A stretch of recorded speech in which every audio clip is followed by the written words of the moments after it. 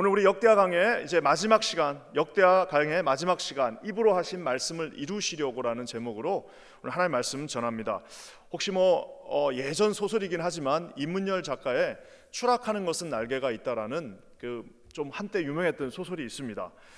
주인공 임형빈이라는 사람이 이제 마지막에 마지막 오스트리아에서 이렇게 하는 그 장면에서 이 이제 소설의 어떤 주제이기도 하면서도 제목이기도 하고 이제 오스트리아 시인이었던 잉게보르크 보흐만이라고 하는 이 시의 어떤 마지막 구절이기도 합니다. 그래서 추락하는 것은 날개가 있다라고 하면서 아주 멋있는 그 문장으로 이 소설이 비극적으로 마무리되어지는데요. 그 소설이 중요한 게 아니라 제목이 참 아마 이 소설의 아마 절반 차지했을 것 같습니다. 추락하는 것은 날개가 있다. 잉게보르크 바하만의 그 시에 나와 있는 추락하는 것은 날개가 있다. 근데 이게 사실상 약간 좀 시적인 표현이긴 하지만 말에 어폐가 있습니다. 보통 추락하는 것은 날개가 없다, 혹은 부러졌다, 혹은 날개가 상했다 이렇게 해야지 말이 되는데 오늘 이 작가는 추락하는 것은 날개가 있다라는 그 약간 역설적인 표현으로 이 비극적인 남녀의 이제 이야기들을 나누고 있는 것을 봅니다. 오늘 제가 이 말씀을 준비하면서요, 이 소설이 생각났고 이 시가 생각났던 이유는 바로 추락하는 것은 날개가 있다. 날개가 있으면 날아야 되잖아요. 날개가 있으면 뛰어 올라가야 되고, 날개가 있으면은 떨어지다가도 올라가야 되는데 어떻게 날개를 가지고도 추락하는가? 이 날개를 가지고도, 강력한 날개를 가지고도 추락한 이 이스라엘 마지막 그 4명의 왕들을 오늘 살펴보기를 원합니다. 이 이스라엘의 왕들, 강력한 날개, 그냥 날개가 아니라 하나님께서 약속하신 성전에 내가 함께하겠다, 내가 너희와 영원히 함께하겠다, 다윗의 언약을 가지고 내가 너희들을 보호하겠다라고 하신 그 엄청난 날개를 가지고 있음에도 불구하고 이 이스라엘 이 왕들은 이제 요시아의 개혁 이후에 계속해서 이제 추락하게 되는 모습을 보고 있습니다. 그 좋은 날개를 가지고도 추락하는 왕들, 그 4명의 왕들이 23년 동안 정말 처절하게 추락하는 마지막 장면을 오늘 이 역대하가 덤덤하게 카메라를 비추듯이 보여주고 있습니다. 사랑하는 성도 여러분, 우리 삶도 비슷한 경우가 참 많이 있습니다. 우리가 예수를 믿으면서 우리가 멸망하는 게 쉽지가 않습니다. 내가 이 교회 안에 있으면서도 추락하는 것은 신학적으로는 불가능합니다. 내가 예수 안에 있으면서 내가 추락하는 것은요, 신학적으로는 불가능하지만 그 불가능을 뚫고 그것을 가능하게 만들어버리는 사람들이 이 시대 이 교회 가운데 있습니다. 신학적으로는 예수님 안에서 우리가 추락하는 게 불가능하다니까요. 예수님 믿고 있으면 우리가 추락하는 것이 불가능함에도 불구하고 끊임없는 자기 고집과 끊임없는 자기의 어떤 그 멸망을 향해 달려가는 모습을 통해서 좀 하나님 앞에 서서히 추락하고 있는 이 시대의 많은 그 이스라엘의 마지막 4명의 왕들을 우리가 볼 수가 있습니다. 사랑하는 성도 여러분, 요시아 사후 23년 동안 4명의 왕이 처절하게 무너지는 이 장면은 마치 이 시대에 모든 우리 대한민국의 교회들이, 또 이 모든 이민 교회들이, 이 미국의 모든 이 왕성했던 교회들이 이제 힘을 잃고 이제 사회 주류에서 비주류로, 이제 비주류를 넘어서 이제는 좀 뭐라고 할까요? 완전히 소수가 되어버리는 이 모습을 지켜보고 있노라면 마치 추락하는 것은 날개가 있다라는 그 소설과 그 시의 한 구절과 이 장면과 우리의 현실이 너무나도 오버랩되어지는 모습을 보게 됩니다. 사랑하는 성도 여러분, 이 4명의 왕들, 그 요시아 왕의 결국에는 이제 세 명은 요시아 왕의 아들들이고 1명은 요시아 왕의 손주입니다. 어떻게 이렇게 처절하게 망할 수 있을까요? 먼저 여호아하스입니다. 요시아의 4번째 아들인데요, 여호아하스가 왕이 됐습니다. 왕이 되고 나서 3개월 만에 애굽 왕이 쳐들어왔어요.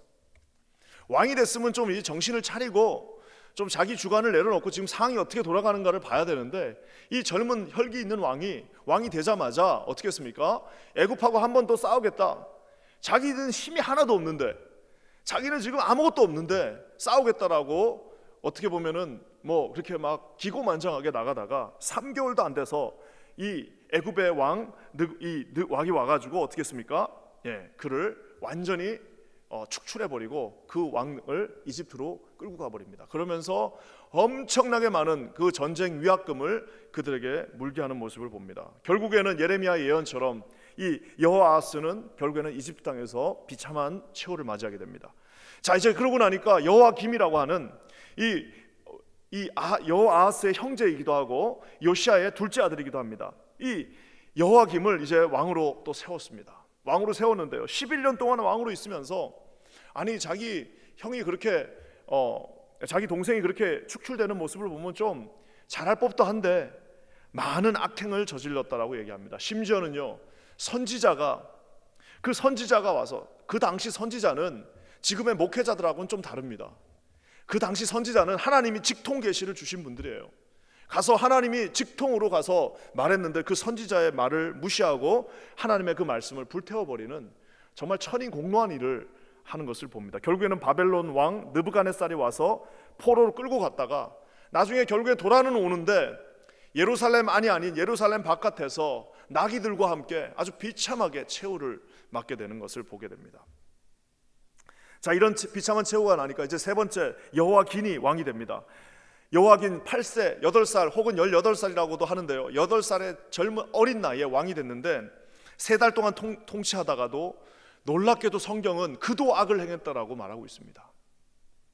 뼛속까지 이 모든 이 요시아의 아들들이 또 손주들이 뼛속까지 죄의 모습을 담고 있는 모습을 봅니다. 결국에는 바벨론 왕 느부갓네살에 의해서 포로로 잡혀가게 됩니다. 마지막 왕 이 유다의 20대 왕이요, 이제 이 요시아의 셋째 아들 마지막 왕이었던 시드기야가 11년 동안 하나님 앞에서 주님이 주신 마지막 그 찬스를 불태워버리고 이제 악을 행하다가 결국에는 선지자 예레미야가 그렇게도 경고했건만 선지자 예레미야를 무시하고 결국에는 고집을 피우면서 이 유다의 나라는 멸망하게 되는 모습을 보게 됩니다. 4번의 기회를 23년 동안 주셨는데 그들은 그 왕이라고 하는 화려한 날개를 가지고 23년 동안 끊임없이 자기 고집에 의해서 추락하고 결국에는 멸망하게 됩니다. 사랑하는 성도 여러분, 아까 제가 얘기한 것처럼 이스라엘 백성은 멸망하고 싶어도 멸망하기가 아주 어려운 백성입니다. 왜냐고요? 성전이 거기에 있습니다. 하나님이 너희들이 무릎만 꿇으면 내가 이 성전을 지켜주겠다라고 말씀하셨습니다. 그러니까 정말 이 이스라엘은요, 망하고 싶어도 망하기가 쉽지 않은 나라입니다. 근데 이 4명의 왕이 아주 연타석 홈런을 치면서 결국에는 연타석 병살타죠.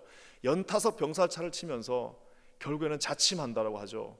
자기가 스스로 침몰해버리는 비극적인 모습을 오늘 보게 됩니다. 사랑하는 성도 여러분, 저는 오늘 이 말씀을 묵상하면서 아까 제가 말한 것처럼 4번의 기회를 23년 동안 주셨는데 이 왕들은 자신의 그 고집을 가지고 끊임없이 멸망의 길로 걸어갑니다.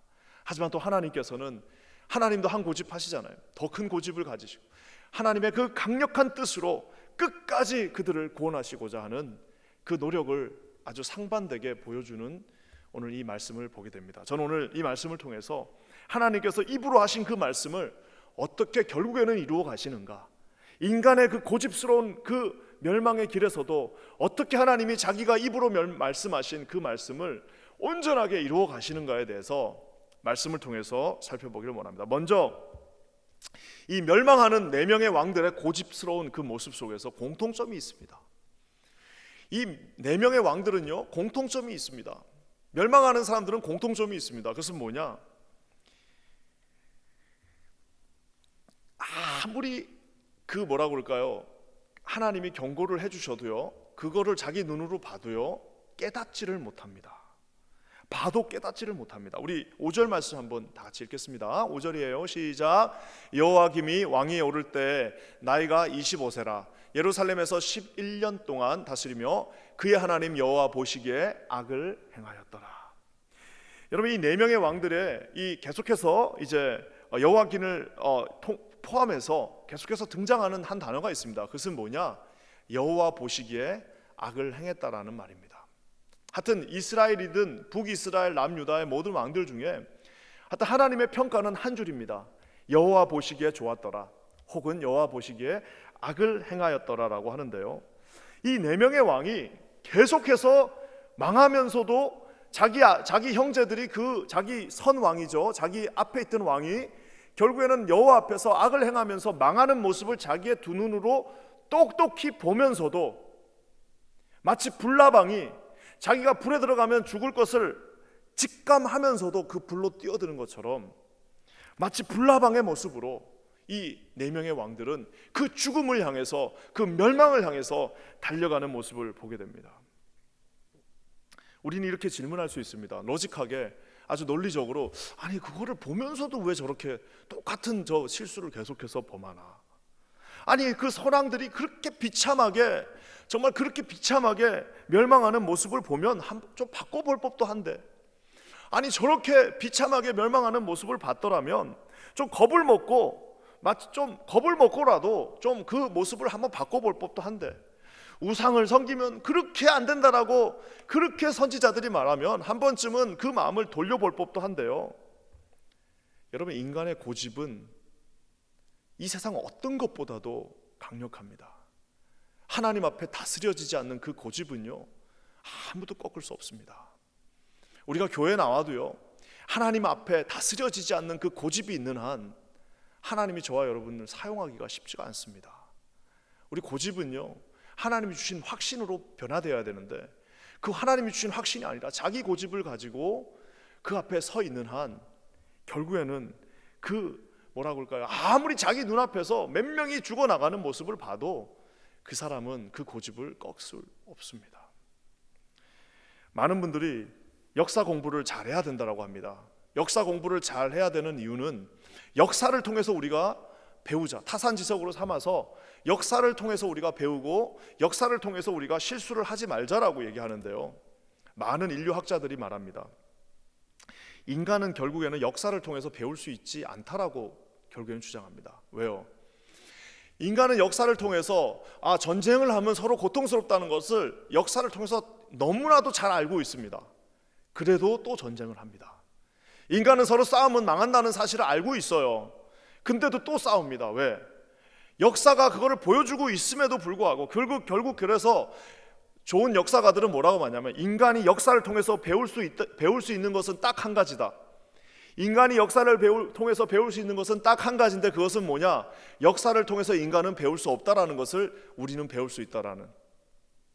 아무리 역사책에 써놓고 싸우면 안 돼요, 싸우면 같이 망합니다, 싸우면 고통스럽습니다 라고 얘기해도 또 전쟁을 하는 것이 인간입니다.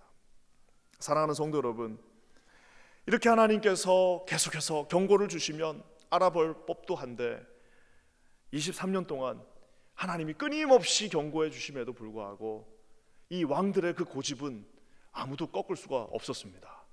여호와 보시기에 악한 그들의 모습을, 여러분 혹시라도 우리 모습 가운데 있다면, 사랑하는 성도 여러분, 저를 포함한 우리 모두가 하나님 앞에 이 교회당 안에서, 이 예수 그리스도 안에서 순종의 모습으로 여러분의 마음이 좀 보드러워지시기를 주님의 이름으로 간절히 축원합니다. 이 정도 하면은 알 법도 한데 절대 알지 못합니다.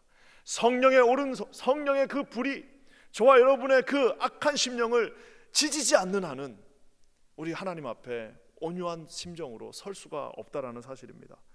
이 반복되는 고통 속에서도 그들이 뻔히 알면서도 그 악한 길을 행해서 나가는 모습을 바라보면서 저와 여러분은 우리 가운데 이런 모습이 결코 없기를 우리 주님의 이름으로 간절히 축원합니다. 또 한번 질문할 수 있습니다. 이렇게 반복하고 범죄하고 또 반복하는데 왜 깨닫지 못할까? 성경이 정확하게 답을 주고 있습니다. 왜 역사를 통해서 못 배울까? 도대체 이 사람들은 왜 깨닫지 못할까? 성경이 답을 주고 있습니다. 12절 말씀 한번 다 같이 읽겠습니다. 12절이에요. 시작. 그의 하나님 여호와 보시기에 악을 행하고 선지자 예레미야가 여호와의 말씀으로 일러도 그 앞에서 겸손하지 아니하였으며. 여기 보면은 충격적인 말 한마디가 나옵니다. 여호와가 어떻게 했어요? 선지자 예레미야가 여호와의 말씀으로 일러 주어도, 아까 제가 말한 것처럼 그 당시 선지자는 하나님의 말씀 그 자체였습니다. 여호와의 말씀으로 일러 주어도, 결국에는 이 말은 뭐예요? 가서 타이르기도 하고 알려주기도 하고 가르치기도 하고 좀 뭐라고 하기도 하고 그 말을 해줬건만 결국엔 어떻게 합니까? 그 선지자의 말을 무시하고 하나님께서 보내신 주의 종의 말씀을 무시하고 그것을 가볍게 여기고 결국에는 어떻게 했다라고 성경이 말하고 있습니까? 그 앞에서 겸손하지 아니하였느니라. 하나님의 말씀 앞에서 말씀보다도 내가 하던 일, 말씀보다도 내 자신의 확신, 말씀보다도 내가 해오던 내 생각이 그 말씀을 이겼다라는 겁니다. 말씀이 우리 삶을 이겨야 되는데 우리의 확신과 우리의 고집이 그 말씀을 이겨버렸다는 거예요. 사랑하는 성도 여러분, 그것을 성경은 겸손하지 않다라고 오늘 말하고 있습니다. 사랑하는 성도 여러분, 왕이 진짜 능력이 있었던 선왕들, 다윗이나 우리 요시아 같은 왕, 정말 하나님 앞에 하나님을 의지했던 왕들의 특징이 뭡니까? 그 왕들은 똑똑했던 왕들이 아니라 하나님을 전적으로 신뢰했던 왕들입니다. 그 왕들은 능력 있는 왕들이 아니라 하나님의 말씀 앞에 겸손하게 무릎 꿇을 수 있었던 왕들이었습니다. 그 왕들은 진짜 무슨 계략을 짜고 그 왕들이 무슨 작전을 짠 사람들이 아니라 하나님이 보내신 선지자의 말씀에 겸손하게 무릎 꿇은 자들이 하나님께서 축복해 주신 그 선왕들이었다는 사실입니다. 사랑하는 성도 여러분, 선지자들을 무시한 것이 아니라 결국에는 하나님을 무시했던 것입니다. 사랑하는 성도 여러분, 하나님께서 23년 동안 얼마나 많은 선지자를 보내주셨습니까? 그 선지자들의 소리가 귀찮을 수도 있었고, 그 선지자들의 음성이 어리석게 느껴질 수도 있고, 그 하나님의 종들의 그 목소리가 정말 귀에 거스릴 수도 있었지만, 한 번쯤 이것이 하나님의 말씀이라고 생각할 법도 한데, 아까도 얘기한 것처럼 그 고집스러운 모습은 그 말을 결코 들을 수가 없었습니다. 우리가 잘 아는 것처럼 바울이 뭐라고 말하고 있습니까? 모든 성경은 하나님의 감동으로 된 것으로 교훈과 책망과 바르게 함과 의에 교육하기에 유익하다라고 말하고 있습니다. 여기 보면 재밌는 게 교훈과 책망이 함께 있습니다. 성경 여러분 좋은 말만 하는 게 아닙니다. 하나님의 말씀이 여러분 그냥 달콤한 말씀만 있는 게 아닙니다. 하나님의 말씀은 우리에게 경고의 말씀도 되게 하고, 하나님의 말씀은 우리에게 격려도 되지만 우리에게 아주 무섭게 꾸짖는 책망의 말씀도 된다라는 사실입니다. 하나님의 말씀은 우리가 두려워할 때에 일어설 수 있는 힘이 되는 말씀이기도 하지만, 하나님의 말씀은 동시에 우리가 하나님 앞에 온전히 서지 못할 때 하나님께서 회초리를 드시는 그 직전의 모습이기도 하다라는 사실입니다.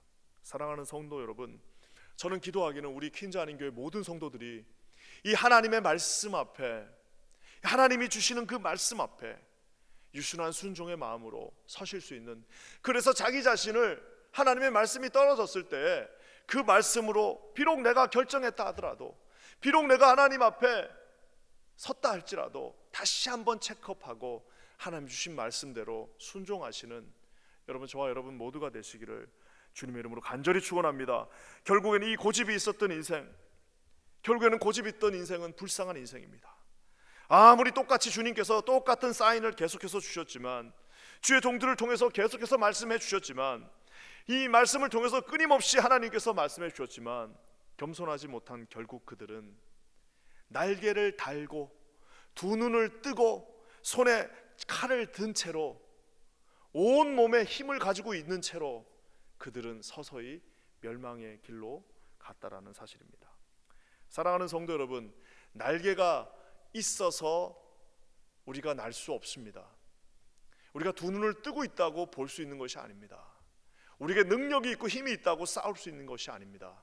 오직 여호와의 말씀에 순종하며 하나님 앞에 우리 자신을 드릴 때만 우리 주님은 그 주신 능력으로 우리가 비상할 수 있다는 사실을 반드시 기억하시기를 주님의 이름으로 간절히 축원합니다. 저는 저를 포함해서 우리 모두가 기도하기는 하나님의 말씀 앞에 우리가 좀 유순한 마음들이 됐으면 좋겠습니다. 하나님의 말씀 앞에 유순하게 반응하면서 하나님 말씀 앞에 우리가 촉촉하게 하나님 말씀 앞에 주님 말씀해 주십시오. 제가 그대로 순종하겠습니다. 하나님 저에게 말씀해 주십시오. 제가 주님의 말씀대로 살아가겠습니다라고 왕들의 그 권위가 아니라 하나님 주신 마음으로 순종할 수 있는 저와 여러분 모두가 되시기를 주님의 이름으로 간절히 축원합니다. 결국에는 이 왕들은 그 길로 갔습니다. 하지만 여러분 오늘 또 다른 한 분의 고집이 있습니다. 그것은 바로 우리 여호와 하나님의 정말 신실하신 우리를 향한 긍휼의 그 마음이셨습니다. 이 세상의 왕들이, 이 네 명의 왕이 그 길을 떠났지만 우리 하나님께서는 결국에는 그들을 다시, 이 백성들을 되살리는 모습을 보게 됩니다. 참 재밌는 것은요, 하나님은요 이 세상의 왕들을 사용하셨습니다. 애굽의 바로를 사용하셨고요, 바벨론의 느부갓네살 왕을 사용하셨는데 그들을 어떤 무기로 사용하셨습니까? 회초리로 사용하셨습니다. 그 사람들을 들어서, 그러니까 무슨 애굽의 이 바로는 자기가 지금 잘나가지고 나라가 강해졌다라고 생각했는데 그게 아닙니다. 하나님의 회초리로 사용하시기 위해서 한번 힘을 주신 거예요. 이 바벨론의 느부갓네살 왕이 야 내가 대단한가 보다라고 생각했는데 그게 아니라 하나님께서 회초리로 쓰기 위해서 한번 힘을 주신 겁니다. 세상의 왕들이 힘이 있고 능력이 있어서가 아니라 하나님께서 잠깐 그들의 능력이 필요했기 때문입니다. 어떻게 해요? 회초리로 쓰기 위해서. 하나님께서는 세상의 왕들을 이런 회초리로 사용하실 수 있습니다. 저와 여러분들이 이 고통 속에서도 깨달아야 될 것이 있다면, 혹시 하나님이 회초리로 날 치시지 않은 건가? 혹시 내가 이 하나님 앞에 뭔가 다시 한번 해결해야 될 문제가 있나? 내가 하나님 앞에 뭔가 다시 한번 무릎 꿇고 기도해야 될 부분들이 있구나라고 여러분 하나님 앞에 늘 반응하시며 나가는 저와 여러분 되시기를 주의 이름으로 간절히 축원합니다. 오늘 주님은 이 나쁜 왕들도 사용하시지만요, 오늘 우리 주님은 좋은 왕들도 사용하시는데요, 그것이 바로 이 페르시아의 고레스라고 하는 왕이었습니다. 우리 22절 말씀 한번 다 같이 읽겠습니다. 22절입니다. 시작. 바사의 고레스 왕 원년에 여호와께서 예레미야의 입으로 하신 말씀을 이루시려고 여호와께서 바사의 고레스 왕의 마음을 감동시키심에 그가 온 나라에 공포도 하고 조소도 내려 이르되. 이것이 바로 유명한 고레스의 칙령입니다. 이 이스라엘 사람하고 피 한 방울 섞이지 않는 이 이방 왕이, 하나님의 이름은 들어본 적도 없을 법한 그 이방 왕이 지금 하나님이 가장 강하게 사용하시는 하나의 그 뭐라고 할까요? 도구가 되어서 이스라엘 백성들을 이제 70년 만에 다시 그 고국 땅으로 돌려보내는 도구로 사용되어져 버린다는 사실입니다.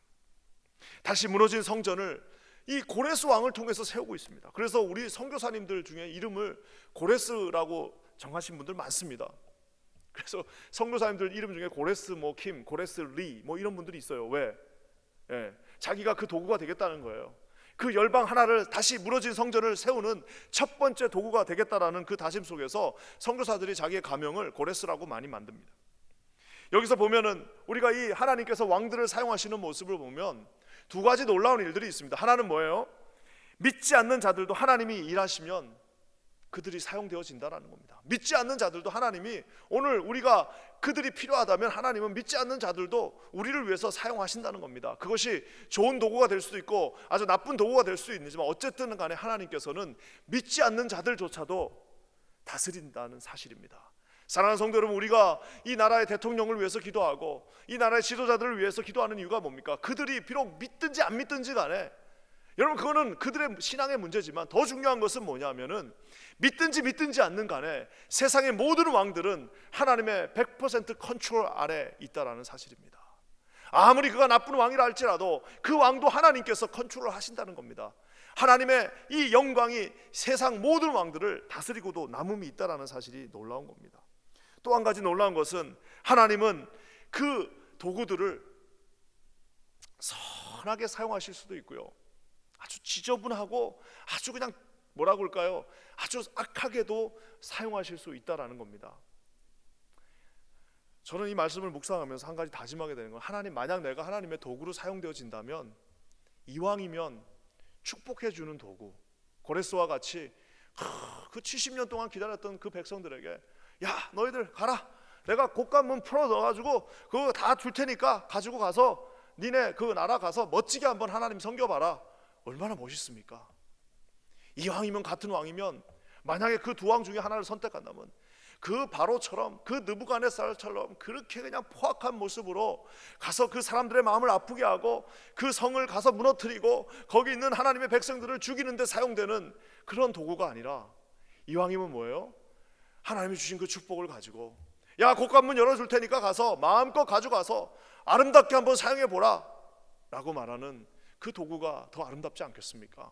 저는 기도하기는 우리 퀸즈 한인교회 모든 500여 흩어진 모든 성도님들이 하나님 앞에서 이런 아름다운 도구로 사용되어지시기를 우리 주님의 이름으로 간절히 축원합니다. 그뿐만 아니라 우리 킨자닌 교회조차도 하나님께서 도구로 사용하시되, 어떤 도구요? 세계 열방을 살리는 도구, 이 전 뉴욕을 되살리는 도구, 하나님께서 기뻐하셔서 언제든지 아름답게, 언제든지 유용하게, 언제든지 크고 강하게, 언제든지 필요하실 때에 하나님 사용하십시오라고 우리 교회 전체를 주님께 올려드릴 수 있는 그런 도구가 되기를 우리 주님의 이름으로 간절히 축원합니다. 하나님이 기쁨으로 감사하게 사용하시는 도구가 되시기를 주님의 이름으로 간절히 축원합니다. 우리 옆에 분들한테 뜬금없지만 한번 인사하겠습니다. 아름다운 도구가 됩시다. 한번 인사할까요? 시작. 아름다운 도구가 됩시다. 지저분한 도구 되지 맙시다. 한번 또 이렇게 인사하겠습니다. 시작. 지저분한 도구가 되지 맙시다. 그러면서 또 한번 이렇게 우리 인사합시다. 고레스처럼 아주 그냥 곳간을 열어서 축복의 통로가 됩시다. 이렇게 한번 우리 또 인사하겠습니다. 시작. 고레스처럼 곳간을 열어서 축복의 통로가, 커다란 통로가 될지어다. 하나님께서 이런 축복을 사랑하는 성도님 모두에게 주시기를 주님의 이름으로 간절히 축원합니다. 신실한 하나님께서 이런 귀한 통로가 되어 주시겠다고 말씀하셨는데요, 이 하나님께서요 얼마나 인내하시면서 끝까지 우리를 위하여 이 정말 이 반항하는 왕들을 참으시는지 모릅니다. 15절과 16절 말씀 한번 다 같이 한번 읽어볼까요? 15절 16절입니다. 시작. 그 조상들의 하나님 여호와께서 그의 백성과 그 거하시는 곳을 아끼사 부지런히 그의 사신들을 그 백성에게 보내어 이르셨으나 그의 백성이 하나님의 사신들을 비웃고 그의 말씀을 멸시하며 그의 선지자들을 욕하여 여호와의 진노를 그의 백성에게 미치게 하여 회복할 수 없게 하였으므로. 여기 보면은 백성들과 예루살렘을 15절 말씀 보면은 아끼시는, 정말 아낀다라는 표현이 나옵니다. 아주 소중한, 우리 하나님은 정말 웬만큼 이들이 나쁜 짓 안 했으면요, 이들이 웬만큼 이렇게 반복적으로 하지 않았으면 아마 망하지 않았을 수도 있습니다. 왜? 하나님 그들 아낀다라고 말하고 있습니다. 하나님께서 그들을 너무너무 소중하게 생각하고 계십니다. 하나님께서 그들을, 자기 자녀들을 얼마나 아끼고 사랑하시는데, 아마 예루살렘 성이 그 바벨론의 그 군대에 의해서 무너지는 그 586이나 587년에 아마 그때 가장 마음 아팠던 사람들은 제사장들도 아닙니다. 왕들도 아니고 귀족들도 아니고 그 예루살렘에 있었던 백성들도 아니고 그 586년 혹은 587년에 BC 그년에 이 예루살렘 성이 무너지는 그 순간에 가장 마음 아팠던 분은 하나님 자신이었다는 사실입니다. 도저히 어떻게 할 수가 없어요. 도저히 저 고집스러운 마음을 어떻게 꺾을 수가 없어요. 아무리 하나님도 그 마음을 꺾을 수가 없는 거예요. 하나님이 그렇게 사신들을 보내고 그렇게 주의 종들을 보내서 말씀해도 그 귀가 순종하지 않았을 때, 여러분 그 무너지는 성읍, 그 이방인들이 그 성에 들어와서 그 성의 모든 성전의 기구들을 다 빼내는 그 순간에 가장 아파하셨던 분은 하나님 그 자신이었다는 사실을 사랑하는 성도 여러분 반드시 기억하시기를 주님의 이름으로 간절히 축원합니다. 예, 아무리 고난 속에서도 우리 하나님은 아버지십니다. 우리를 잠시 때리셔도 그분은 아버지세요. 아버지가 우리 죽이지 않습니다. 아버지가 가슴 아파하면서 우리를 체벌하신다는 사실을 기억하시기를 주의 이름으로 간절히 축원합니다. 그러면서 주님은 부지런히 포기하지 않습니다. 우리 주님께서 그 백성과 그 거하시는 곳 예루살렘을 아끼사 아주 부지런히 포기하지 않으셨다라고 말하고 있습니다. 악한 왕들이 대놓고 아주 악을 행할 때 23년 동안 아주 대놓고 하나님이 뭐 있는지 없는지 무시하면서, 하나님 말씀 무시하고 하나님의 선지자들 주의 종들 무시하면서 그저 뭐 있는 듯 없는 듯 너는 너대로 해라, 난 내 길 간다라고 하는 그 순간에 우리 주님께서는요 23년 동안 부지런하게 선지자들을 또 보내고 또 보내고 또 보내셨다라는 사실입니다. 예전에 90년대 복음성 중에 그런 찬양 있지 않습니까? 세상 모든 민족이 구원을 얻기까지 쉬지 아니하시는 하나님. 그래서 예전에 선교한국에서 불렀던 찬양인데 제가 선교사 나가기 직전에 불렀던 찬양입니다. 가서 그 찬양을 부르는데 얼마나 그 하나님의 마음이 그때 느껴지는지요. 세상 모든 민족이 구원을 얻기까지 쉬지 않으시는 하나님, 쉬지 않으시고 뭐 하신 거예요? 계속해서 주의 종들, 그 선교사들 이 땅 저 땅 구석구석까지 보내셔서 어떻게 해서든지 구원하시기 위해서 쉬지 아니하시는 하나님의 그 마음을 느끼면서 제가 거기서 엉엉 울었던 기억이 납니다. 우리 하나님께서는 그 백성들에게 추락하는 그 백성들에게 끝까지 그들을 사랑하시고 부지런하게 마지막 그 예루살렘 성이 무너지는 그 전날까지도 주님은 끝까지 그들을 기다리셨다는 사실입니다. 저는 그런 전제를 해봅니다. 아마 예루살렘 성에 지금 이제 바벨론 군대가 완전히 둘러싸고 이제 내일이면 들어와요. 내일이면 들어오는 그 순간에도 아마 그 성문이 깨지는 그 직전의 순간이라도 그들이 하나님 앞에 진심을 다해서 회개하고 하나님 앞에 고백했더라면 우리 주님 마음 돌리셨을 수도 있다고 저는 생각합니다. 사랑하는 성도 여러분, 저는 기도하기는 여기 계신 모든 우리 사랑하는 성도님들, 오늘 이 말씀을 듣고 계신 모든 성도님들이 우리 주님께서 주시는 그 마음을 이해하시고 우리 하나님 앞에 언제든지 서시는 저와 여러분 되시기를 주님의 이름으로 간절히 축원합니다. 오늘 이 말씀이 이렇게 그저 끝이 납니다. 결국엔 이스라엘은 망했고 이제 또 고레스가 다시 이제 들어오는데요. 사실 지금 이 마지막 그 22절 23절은 우리로 치면 이제 일종의 에필로그입니다. 프롤로그 아니고 에필로그인데요. 그럼 뭐냐면은 다 끝나고 난 다음에 하는 말입니다. 제가 처음 역대하 이제 첫날 강의할 때 혹시 기억나시는 분들 있는지 모르겠습니다. 역대하를 강의할 때 제가 했던 말이 있습니다. 그건 뭐냐? 이제 우리가 신학교 가면 히브리어 성경을 하나씩 이제 다 삽니다. 히브리어로만 된 성경이에요. 그 히브리어 성경 타나크라고 그러는데 그 타나크 성경 히브리어 성경을 보면 순서가 우리 이 프로테스탄트 개신교 성경하고 좀 다릅니다. 그래서 이 타나크 맨 마지막에 뭐가 있습니까? 제가 어떻게 설교했죠? 이 타나크 히브리어 성경의 맨 마지막에는 역대기가 있습니다. 역대기 중에서도 결국 역대 상하로 나눠지니까 역대하가 여기 있겠죠. 그러니까 결국에는 히브리어 성경 맨 마지막에는 말라기가 있는 게 아니라 바로 이 역대하 36장 이 마지막 말씀이 역대기 마지막 말씀으로 구약 성경의 마지막 말씀으로 끝이 납니다. 성경 타나크 구약 성경 맨 마지막에는 어떤 말로 주님이 끝을 맺으실까요? 우리 23절 말씀 한번 다시 한번 읽어보겠습니다. 23절입니다. 시작. 바사왕 고레스가 이같이 말하노니 하늘의 신 여호와께서 세상 만국을 내게 주셨고 나에게 명령하여 유다 예루살렘 성전을 건축하라 하셨나니 너희 중에 그의 백성된 자는 다 올라갈지어다. 너희 하나님 여호와께서 함께 하시기를 원하노라 하였더라. 제가 어제 그제 이제 뭐 신방하고 이런 거 빼고 이 말씀을 묵상했습니다. 왜? 마지막 말씀이니까요. 묵상하면서 제 마음 가운데 이 대림절 대강절 예수 그리스도께서 오시는 이 하나님이 오시는 성탄절을 맞이하여서 야, 우리 주님은 우리 하나님은 성경 마지막을 소망과 희망으로 장식하셨구나라는 사실을 깨닫게 되었습니다. 이 고레스 이방인이에요. 이방인이 뭐라고 말합니까?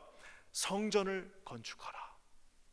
아니 그 이스라엘의 유다의 왕들도 다 무너뜨린 성전을 유다의 왕들도 고개를 뻣뻣하게 들고 하나님의 말씀을 불태우면서 그 성전에서 우상 숭배를 했는데 세상의 이방 왕이 뭐라고 말합니까? 너희는 성전을 건축하라. 성전을 건축하라. 어떻게 성전을 건축합니까? 나중에 결국엔 스룹바벨이 가서 건축은 하나 그 성전도 결국에는 멸망했습니다. 결국에는 뭐예요? 너희는 성전을 건축하라. 우리 주님께서 성전 대신 예수 그리스도께서 성전에 입성하셔서 내 집은 만민이 기도하는 집이다라고 성전을 청소하시는 그 장면이 저는 생각났습니다. 결국에는 너희는 성전을 건축하라 그 말씀을 들으면서 저는 너희는 성전 대신 예수 그리스도를 믿으라라는 말씀으로 저는 들었습니다. 그러면서 말씀합니다. 백성은 다 올라가라. 너희 중에 그의 백성된 자는 내가 리밋을 두지 않을 테니까 다 올라가서 너희 하나님과 함께 해라 라고 지금 고레스가 말하고 있습니다. 너희 백성들 다 올라가라고 말하고 있습니다. 우리가 잘 아는 것처럼 누가복음 2장에 우리 예수 그리스도께서 이 땅에 오실 때에 뭐예요? 목동들과 그 동방 박사들이 먼저 보고 주님을 경배하러 그곳에 왔습니다. 백성들 다 올라가라. 누구든 예수 그리스도를 믿는 자들은 다 그 성전 대신 예수 그리스도께로 올라가서 그를 경배하고 그를 찬양할지어다라고 이 마지막 이 타나크의 이 구약 성경의 마지막 36장 23절이 말하고 있습니다. 하지만 그러면서 또 뭐라고 합니까? 마태복음 1장, 마태복음이 여러분 어떻게 시작됩니까? 우리 예수 그리스도가 이 땅에 오셨는데 그 예수 그리스도의 그 닉네임이 뭐예요? 임마누엘입니다. 하나님이 너희와 함께 하신다. 결국에 마지막 이 구약 성경을 마무리하면서 너희 하나님 여호와께서 함께 하시기를 원한다라고 이방인의 입술을 빌어 우리 하나님이 우리 모두에게 소망으로 다가와 주시고 계십니다. 하나님의 그 우리를 향한 신실한 고집의 결정판은 바로 이 역대하 36장 23절을 지나 마태복음 1장으로 시작되는 예수 그리스도가 되신다라는 사실입니다. 저는 기도하기는 우리 킨자아닌 교회 모든 성도님들이 이제 성탄절을 얼마 남겨두지 않은 이 대림절 기간 동안 성전 되신 예수 그리스도, 그 성전은 무너지지 않습니다. 온전한 그 성전 되신 예수 그리스도, 이제는 나와 여러분의 그 마음속에 예수 그리스도께서 성령을 통해서 찾아와 주시고 거하신다고 하신 그 성전 되신 예수 그리스도를 다시 한번 깊이 묵상하시면서 입으로 하신 말씀, 모든 선지자들을 통해서 하신 그 말씀이 예수 그리스도를 통해서 결국에는 이루어졌다라는 그 진리 앞에 사랑하는 성도님들 겸손하게 날마다 순종하시고 무릎 꿇으시고 주님 앞에 아멘으로 순종하시는 저와 여러분 되시기를 주님의 이름으로 간절히 축원합니다. 다 같이 기도하겠습니다. 좋으신 주님 감사합니다. 오늘 귀한 말씀처럼 우리가 하나님 앞에 날마다 말씀으로 세워지게 하여 주시옵소서. 인간의 고집이 아니라 하나님께서 주시는 말씀으로 순종하며 예수 그리스도 앞에 서 있는 모든 인생들 되게 하여 주시옵소서. 주님 감사합니다. 예수님의 이름으로 간절히 기도합니다.